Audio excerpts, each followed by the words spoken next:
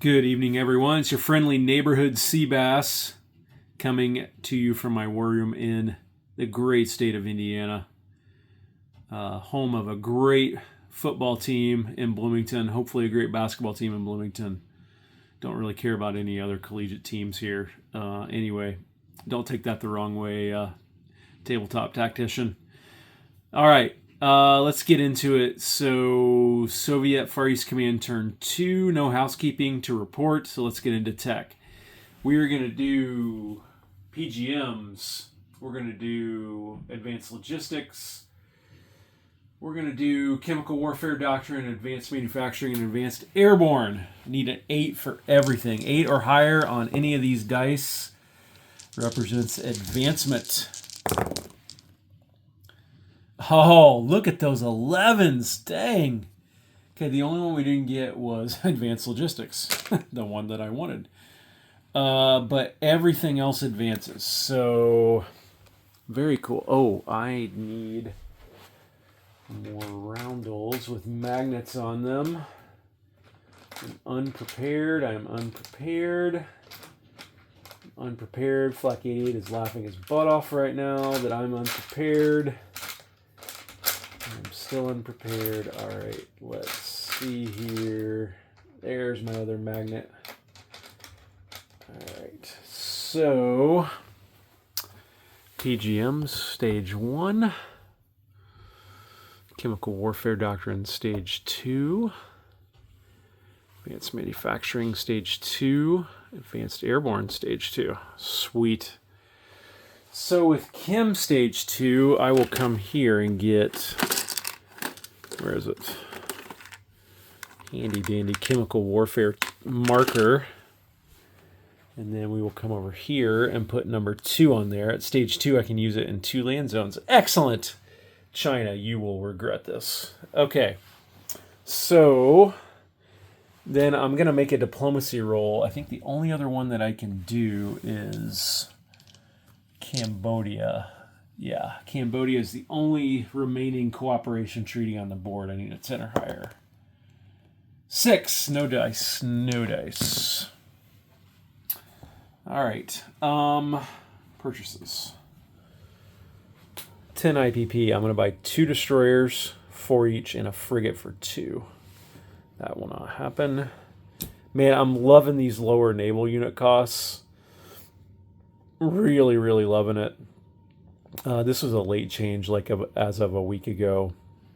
Everybody's just raving about it. Being able to not only buy more Navy, but like it's more balanced now with the naval spend versus the land and air spend. So, yeah, really, and you'll see how this will play out in a second. So, I'm not going to war this turn. Soviet war planning is still evolving in V2.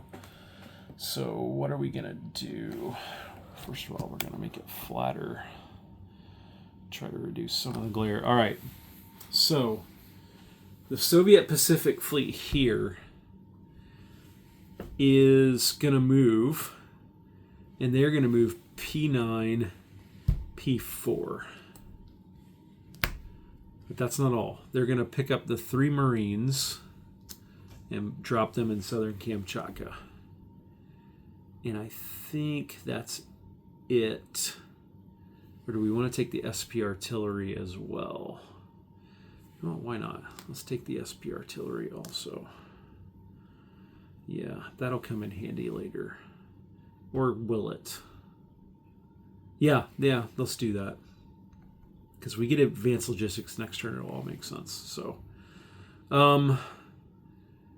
okay, cool. So the airborne, the SAM, the backfire is also going to move to southern Kamchatka. The attack helo is going to stay behind in the SAM. The attack bomber is going to move to northern Kamchatka. Actually, no, it's also going to stay behind. What am I thinking? The air superiority fighter in Sakhalin Islands is also going to move to southern Kamchatka. The fighter from Magadan is going to move up to Northern Kamchatka, as is the Airborne and the SPAG, giving me 2 SPAGs there. Okay. And I think that's about it. I mean, am I forward deployed here or what? I mean, come on, Pacific Command. All right, so these... So I've got a new fleet card here, secondary Pacific Fleet. All 4 diesel electric boats from P-18 are going to move into P-29. And you can see up here, I've already got 2 SSNs and a destroyer in that fleet card. And we will add to it 4 SSKs, or as we call them, diesel electric subs. Most of the regular 85 players will refer to these as SSKs. By short, these are SSNs, the destroyer's a DDG. In the V2 rules, we put all the correct abbreviations in there for you as well. All right. Okay, so that may be it. Let me just take a look here. Yeah, I don't think I want to move anything else. In V2, we're trying to make the Western Chinese frontier in Mongolia matter a little bit more for both sides. So I don't want to move any of this stuff away. I want all this stuff out here to be able to fight against China on this frontier. So I'm leaving all of this in place. Obviously, I built up in North Korea. I got a little bit in Vladivostok. We got a secondary fleet here shadowing the U.S. Marine Fleet. We've got a major Pacific Fleet here. Massive buildup here. So, yeah, let's leave that as it is. So let's place units. So now let's talk a little bit about naval strategy. So I've got the bulk of my fleet here, obviously. Can you see that? Can't. Got the bulk of my fleet here off southern Kamchatka and P4. I mean, most obviously ready to go this way or that way into Alaska. I've got a decent-sized submarine and destroyer fleet here that can shadow the U.S. Marine Fleet, but that leaves me nothing potentially to guard Vladivostok or deal with the South Korean and Japanese fleet, which is why I bought 1 destroyer,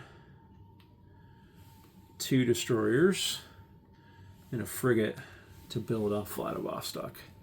So that gives me the start of a fleet to deal with South Korea, Japan, and eventually maybe China, along with whatever's left of this fleet. I mean, no spoilers here, but I would like to go to war next turn as the Far East Command. It really just depends on what PAC does, and I'd really like to get advanced logistics, because if I get advanced logistics, I've got 2 heavy airlift, and all my ports will get a +1 sea lift. So if I get advanced logistics complete at stage 4, then if I take these 2 air bases, then I can heavy airlift in 2 artillery class units, and I can sea lift in up to 2 units as well.